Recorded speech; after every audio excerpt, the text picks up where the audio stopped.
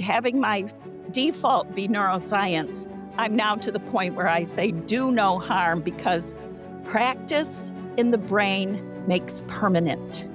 And be careful what you practice. This buzzword or this buzz phrase, the science of reading, I'm going to slap it on a product and market it. And some of the misconceptions out there is that they're actually based on evidence or aligned to evidence. What's the real message and who's the message maker? So we have to step back and think about that. If there's anything about the human condition that is constant, is that we're not going to know it all.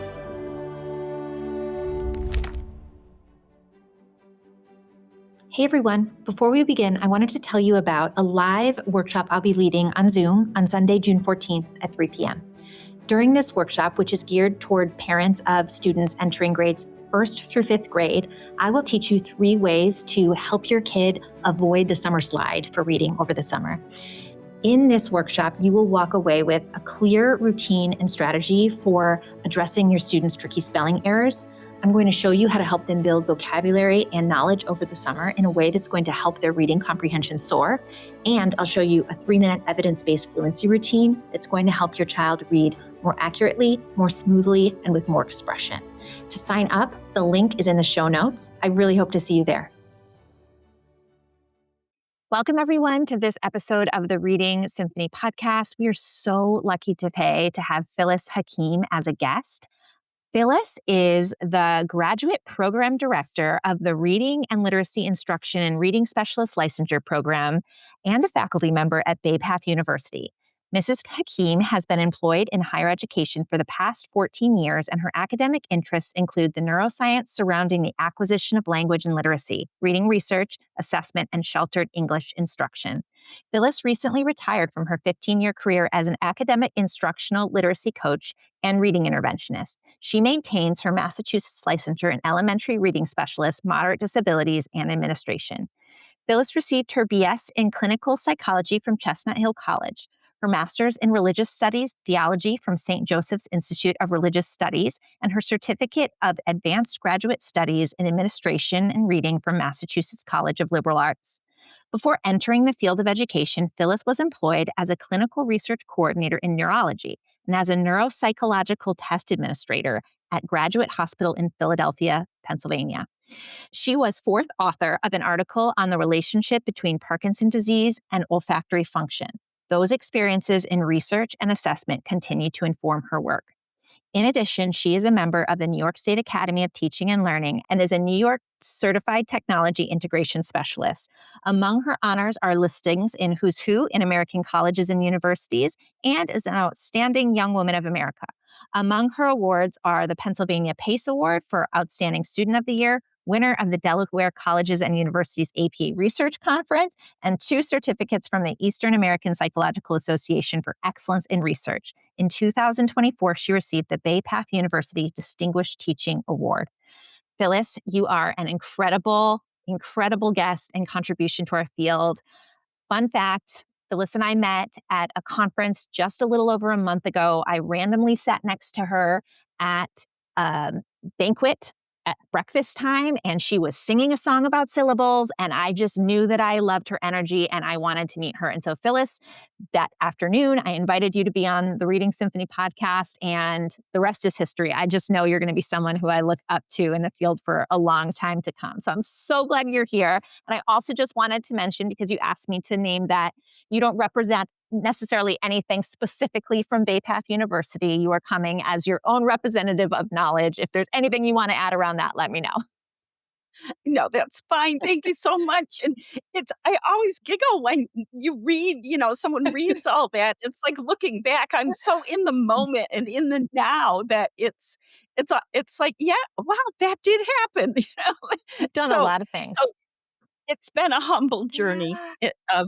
It's been quite a humble journey, driven by, compassion and passion for families that weren't getting what they need. And that's still happening. So, still in the good fight, I guess. Yeah. We have a lot to learn from you today, so I cannot wait to jump in. So you have occupied, as we just heard, so many incredible roles within the field of education and even outside of the field of education as well. Can you take us on just a little journey of how you came to this work and how it brought you to where you are today? Well, at first, I was a student after having children. So my pride is in being a mother of four daughters, Oh, three grandchildren, and two great oh grandchildren. my gosh, So amazing. that helps, right? A little bit in this story. So after having children, I decided to go back to school. I was really one of those students that we talk about who, for circumstances, decided, like, you know what, I can't finish my undergrad, and went back after and finished my undergrad at Chestnut Hill College, like you shared. And I think I can speak to the story of that. I like to tell people when you come to Bay Path, we're storied instructors. Oh, We're skilled. And when you say something, we usually can picture a child or a family, right? Right alongside of what someone's saying. So here I was, and I was a single parent at one point. And so I really needed to think about how am I going to take care of my mhm. children? And so having this position at Graduate Hospital was wonderful. Yet I knew we were doing all this testing, sometimes court ordered Mm. cases. And we would write these reports, and I'd wonder, well, what's happening in the schools? How come we're not hearing back? And how can they not do what we're recommending? And sometimes it was funding, sometimes it was lack of training. So I started thinking about education, and yet I still wasn't there yet. And so, how does theology come in? Well, there were people who were handling everything quite well, and people who weren't, Mm. and people who were sharing their journey um, alongside of, like the families who were struggling. And so I did. I had a master's in theology, and I said, where are these hard science research person and this theologian going to come together? And truly, they came together in Massachusetts. When I moved back home to the Berkshires, I had one child who was still with us, my fourth daughter, and I said, I'm just going to substitute teach and I'll be semi retired. And that was in 2001. And I thought, or actually 2002, it was after 9/11. I'll just do that. And then this wonderful woman, Sally Goodrich, rest her soul, she had lost her son in 9/11. And the funds that she received, she's such an inspiration to me. She built a school in Afghanistan for girls. Mm. And she said to me, you're not retiring. Well, you don't say no to a woman like that. And she said, it's all going to dovetail in literacy. And so, yet again, I went back to school to get the credentials that I needed. But more importantly, I found my joy. Mm. Found my joy. Happiness happens. It's circumstantially driven sometimes, right? You're happy because, Mm. or you're not happy because. But joy transcends the circumstances. It's there, right? And I found it. And people say, you're always smiling. Well, it's my joy. My job is my joy. Oh my So gosh. here I am years later.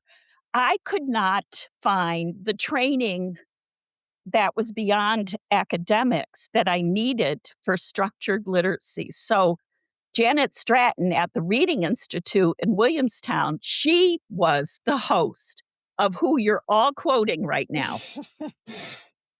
So we were talking, remember, and you said they were titans. Well, they are Yes. titans, but we were humble, and we just trained with Louisa Moats. And Marianne Wolf came for when she first started her RAVO at the Williamstown Reading Institute. Carol Tolman Mm. was there. Melissa Farrell was there. Joan Sedita was there. In fact, I remember when Janet Stratton hosted Reed Lyon Oh my and goodness. Sally Daywitz at Mass MoCA when they were doing their Yale longitudinal study. So we didn't know at the time these were going to be the huge titans that they are, but they were doing the right. For me, Yeah. I knew how the brain learned to read, and they were saying what I was resonating with me. And so when Janet closed the Reading Institute, she took all the programs to Bay Path. She retired, and here I am. Wow, what an incredible full circle that you're starting. She's the person who sort of kickstarted all of this knowledge, and then you are continuing that on with this incredible program that I'm so excited to talk more about to really expand the reach and the knowledge base. That is such a beautiful story, and the joy transcends circumstance. Every time I talk to you, I get a new one-liner. So that's my. I'm sure it's not the last one in this I'm conversation. gonna be like Anita Archer. I'll have some Phyllisisms. Anita has I her love that. Archerism. I love that. Yes. All right. So when I met you, the day I met you, you used this phrase with me, and it inspired me to write a whole Substack post on it that received a lot of attention and a lot of people saying, like, wow, that one was a real punch in the gut in a really good way. And you know, it was something to the effect of, when you kind of started your advocacy work and speaking about the importance of the science of reading, you used to use maybe nicer language or gentler language around why it's so essential. And then you shifted to using this phrase, do no harm, and saying it without guilt and just without reservation. Can you talk a little bit about that shift and why you're now being a little more forceful in how you say what you say? I think the enemy is time, and that sense of urgency became even more real every single day, but also the painful situation of those who would share with me their stories of, being first in a classroom of first graders and then realizing I can't teach them how to read. And so here they were struggling, and there was nothing really to help them. And even the districts were struggling in building capacity the way they needed to. So you had to seek it out, right? And so this kind of patchwork attempt to teach reading had happened. It's almost like a Band-Aid approach or a cafeteria style, a little bit of this and a little bit of that. And let's not worry about the benchmark kiddos. Well, the kiddos who are above benchmark, they needed enrichment. We want to be able to give them what they need as well. So these types of things started really weighing heavily on me. And having my default be neuroscience, I'm now to the point where I say do no harm, because practice in the brain makes permanent. And be careful what you practice.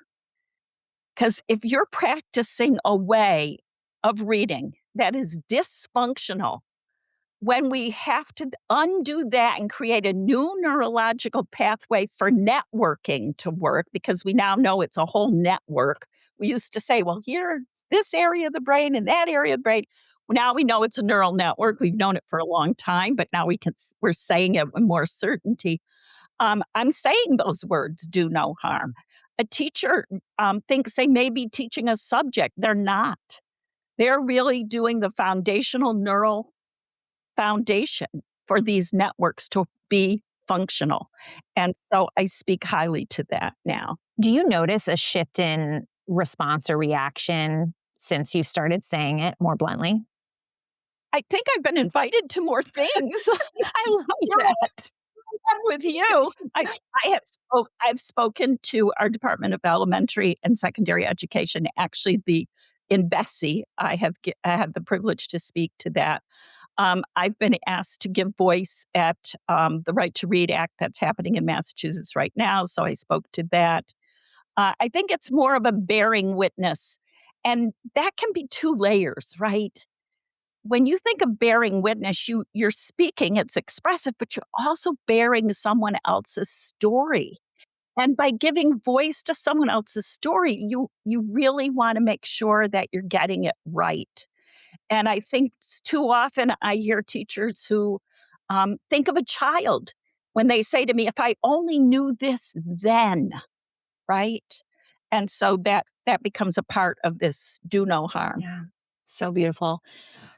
I want to go back to something you said about the student meeting benchmark and how it's important to challenge students as well. An interesting story. So I have a family friend who had sent me their child's reading report. It's great that they got the report. Not all families do. It was a DIBELS report. And essentially, the child had met benchmark, it's first grade, but there was a bright red line in one of the components, and it was in decoding. So they basically had the lowest possible score on blending words. Everything else most other things were green. Once they got to the blending and the fluency, it was red, but their composite was at benchmark. And I said to the mom, I think that you really want to probe here. They're at the end of first grade, middle of first grade. And I think it's really important that you ask the teacher, what are we doing to help your child become more automatic with the blending? It will catch up to him soon. Yeah. Had a meeting with the teacher and they said, he's just not low enough for support. We've got other kids who are lower. And because he's meeting benchmark, he doesn't need extra right now. Fast forward, just was diagnosed with dyslexia and dysgraphia. It's the end of first grade. But anyway, I just wanted to name that because I think that is something that is so essential, and we can accidentally, I don't think anyone's intentionally trying to do this, like write off students who seem to be okay, who, if we understood the data a little bit more deeply, or were supported in digging with additional diagnostics, we'd be able to catch that sooner. And luckily, this kiddo's still in first grade. He's going to be okay. And that requires significant training for both Yes. leadership and teachers, Yes. both. Because what's happened with the digitizing of DIBELS, I remember doing DIBELS on paper. Me too. But what happens is often you can push a button and the computer algorithm will determine something to say, even recommend lessons or planning. But you also have to look at the technical reports. So that's what I do, or when I consult, I tell whoever is in charge of data management, really look at the technical reports. Where are the cutoffs? Are you looking at the types of errors that a child may be making? Are you seeing those same errors in other environments? Are you seeing it when they're writing? Are you seeing it when they're spelling? Are you looking at just rate? Fluency, I actually spoke about this. Fluency is not just rate. And so when you think of automaticity, it's reading proficiency. It's rate, but it's also what you were talking about, decoding accuracy. It's reasoned phrasing. That's where the other structures of language come in, right? Syntax and semantics. It's also punctuated expression, so you can see the punctuation and breathe properly, but it's also prosody. So we have to have a deeper dive for teachers so that they can now nuance where am I going to target what I'm actually doing with this child. But the best news is the child can then own it. Miss Hakeem, I'm working on dropping ing. And I go, good for you. So let's do a 1-minute read. And then they can talk about it. They can do their own action plan. That's instructional progress monitoring, not just recording a number and getting on with it. And what does that do? It doesn't inform instruction.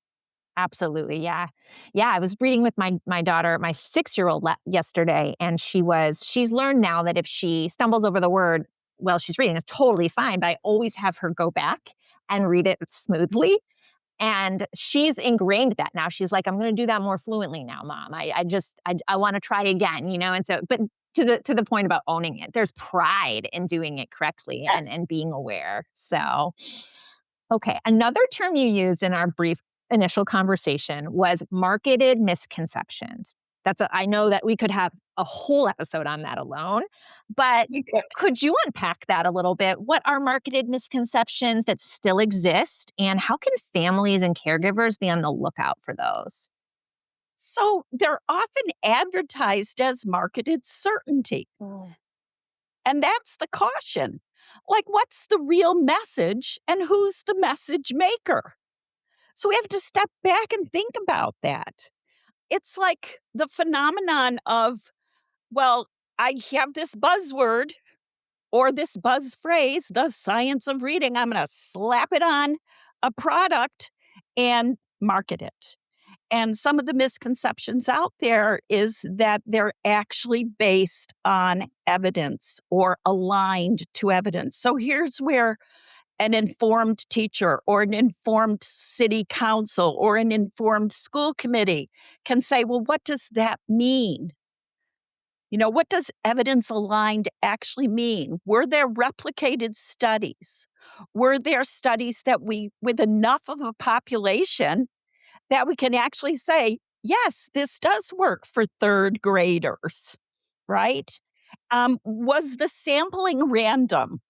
You really have to think about what does it mean when someone says it's research-based versus evidence-tested, where they did a wonderful pilot study, or just did they hand it out to teachers and say, well, what do you think? Should we buy it? Mm-hmm. How do you describe the difference between evidence-based and research-based? Well, that is the key, right? When you look at the hallmark in still our scientific studies, right? When we have a hypothesis and we have a random sample, you have to have an N. That means how many of at least 35 to actually have statistical data. Then you also have your margin of error. There is no perfect research. And it's all about the question that you ask as to what kind of research you're going to do. So this is a whole study in and of itself. What I look to when I'm talking to schools or teachers or parents, I look to see what is seminal, what is it's there, it's been there, and it's been replicated over and over and over again. I can speak to that continuity, right? And when other disciplines are saying the exact same thing, I pay attention.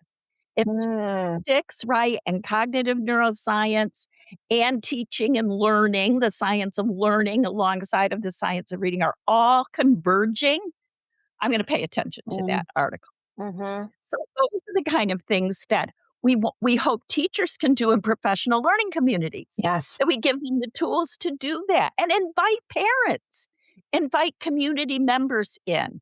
That makes a wonderful literacy team in a community.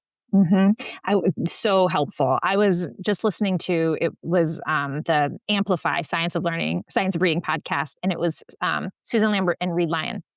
And something he said, which was very similar to what you just said around looking for replicated studies or convergence across the disciplines, that a true scientist and true reading scientist, when they're doing a study, is trying to prove themselves wrong, not right.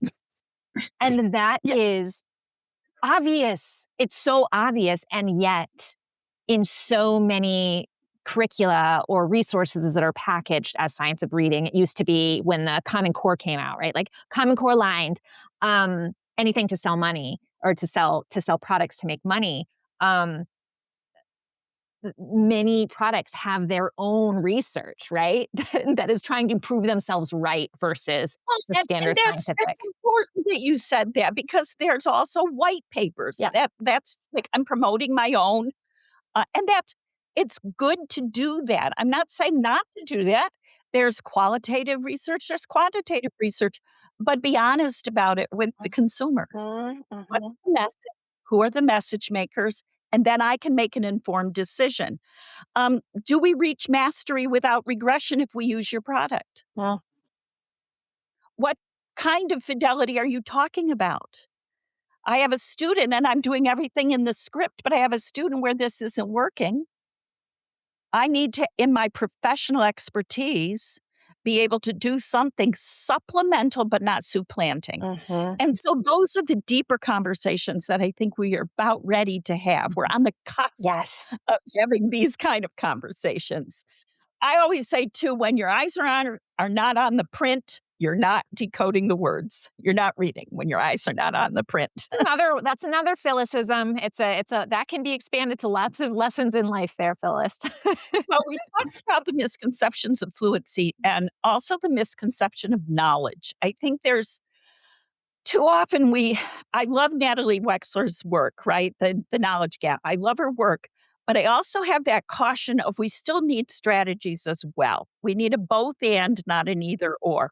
I love when my graduate students can swim in ambiguity, when they can look at the tension of opposites and say, yeah, I want to be in that middle line there and figure this out in some way. Ask questions. If there's anything about the human condition that is constant, is that we're not going to know it all. There's always going to be another question. And whenever I was thinking I was all that in my younger days, and I needed a dose of real humility, I'd go to one of the biggest libraries I possibly could. I'd do a 360 and smell and breathe in that wonderful smell. You know what I I'm know saying? exactly what you mean. And walk out of there and say, yeah, you will never know all that. So it's that joy too, right? That we can say, there's knowledge. But when teachers have to understand their role in knowledge, I like to say prior knowledge is different than background knowledge. And I borrow this from Nancy Hennessy. She's amazing. Prior knowledge, when you think about it, is everything we bring as individuals, our culture, our linguistic diversity, our spirituality, who we are as a human person. We bring that as prior knowledge to an encounter with text. And it's the teacher's job to access that and then address any misconceptions, because there are little ones who will say, well, but my grandma said, and it's great that your grandma said that. Today we're going to put that in your pocket and we're still going to learn this. Also, like added on. So then it's the teacher's job to build the necessary background knowledge in addition to what they had accessed, right? Maybe some key vocabulary when they're looking at tiered vocabulary. Maybe it's setting the stage. Maybe children don't know where Alaska is. So we have to build that. So it's building that background knowledge. So prior knowledge and background knowledge. Again, misconceptions that really prevent teachers from doing the rich before reading kind of activities that can engage students so much and build stamina. Because can you imagine carrying that prior knowledge misconception throughout the entire read and then addressing it at the end? Yeah, happens a lot. My hair's on fire. Mm-hmm. Yeah. Well, I think this goes to the next question really well, because I want to talk about how Bay Path University and how your work, I know you're not speaking for Bay Path, but just how you've helped to design, you've proudly helped to design a beautiful program. And I think one of the things that I'm really excited about with that particular program and a few others in Massachusetts specifically are building teachers that aren't dependent on one particular curriculum. I think it was Louisa Moats who said, the curriculum's not going to teach, the teacher is. But if you don't teach the teacher about this distinction between prior knowledge or, background knowledge and all of the many other things we've discussed, well, that's not their fault. They need to know in order to do better. So there are only 3 programs in Massachusetts specifically, and I know not enough across the country as well, that are accredited by the International Dyslexia Association. Bay Path University is one of them. So my first question is, what does it take to earn this distinction? And why are so many programs not accredited? Well, I can't speak to why they're not. It could be resistance to not actually going through the process, but I can talk about our journey. When Janet came to Bay Path with the work that she had done at the Reading Institute, it was a powerful and successful program. And it was on ground, and she came on ground, and then COVID happened. And at that point, Janet and I had been doing a lot of work together through the Reading Institute, but in a different location. We were teaching a graduate standalone sheltered English instruction graduate course out of Mass MoCA. And she said, well, let's try to do this online. And at first it was like, how are we going to do structured literacy online with deliberate practice where we're being multimodal and multisensory? That was our biggest question.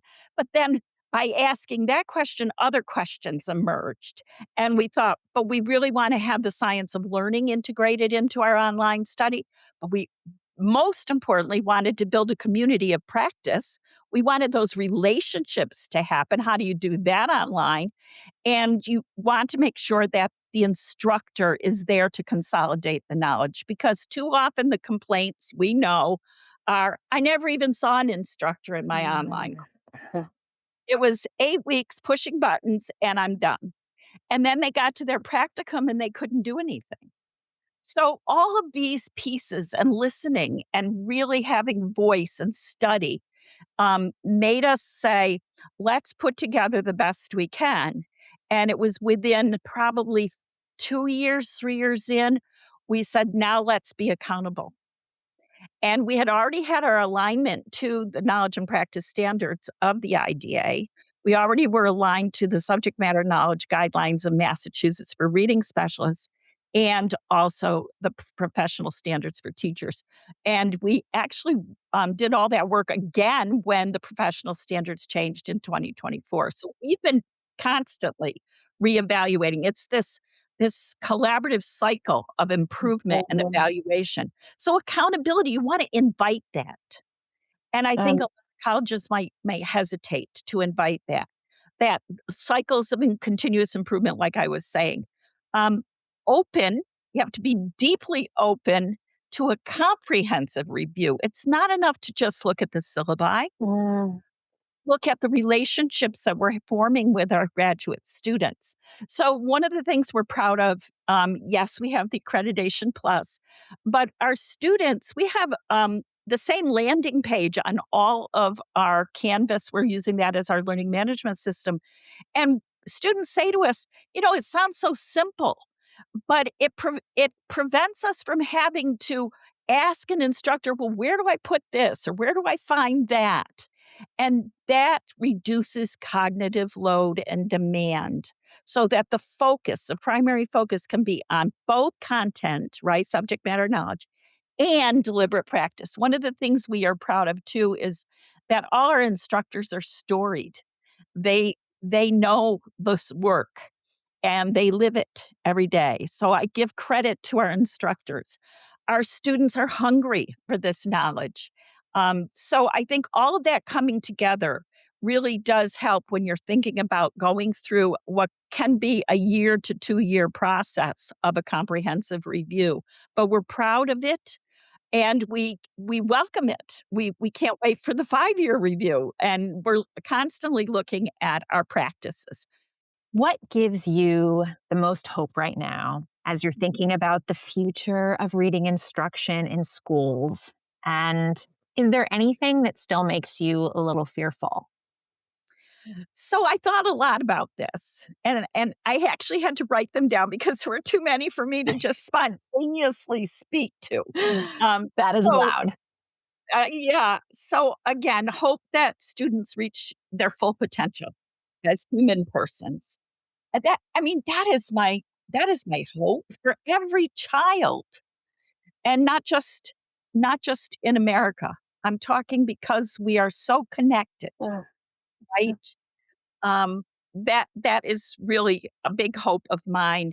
And again, that responsible partnership and social living, but through literacy proficiency, like really being literate. Hope that parents ask questions to ensure that their child is reading proficiently, allowing them to have a place where they can develop those questions. Sometimes they don't know what to ask, but they notice that there's a struggle and they don't know how to even approach. There's almost like a mini demagoguery of the teacher knows, right? But then we find out that often the teachers weren't trained and they don't know. And so this whole imbalance happens, right? Hope in our future educators. That's really a big one because they will be trained. That's my passion right now. That's like get these laws in place so that we can have funding for districts so that these teachers can become trained. Again, that all administrators are trained to know what to look for. Yes. because it's not enough to have the teachers trained, but now we have to have administrators to know what to look for and how to navigate this. We just started at BayPath a new certificate program, and it's called Structured Literacy Instruction for Leaders. It's only 12 credits, but it's a wonderful credential so that they absolutely can have the exposure and the experiences in structured literacy and content and practice to know what, when they go in a classroom, this is what I need to see. So important. Right? Yeah. Stop equating the science of reading with just phonics instruction. That's a big hope. Yeah. And that my state fully funds the Pending Right to Read Act. Yes. Yes. Fingers and toes crossed with that. As our last question, if you wanted to leave parents with one takeaway from our conversation, what might that be? There's nothing better when we can sit and we can read a story together and we can feel the feelings and embrace the enchantment. No longer is it 2:00 in the afternoon sitting on a couch. You are now right there with Harry Potter, right?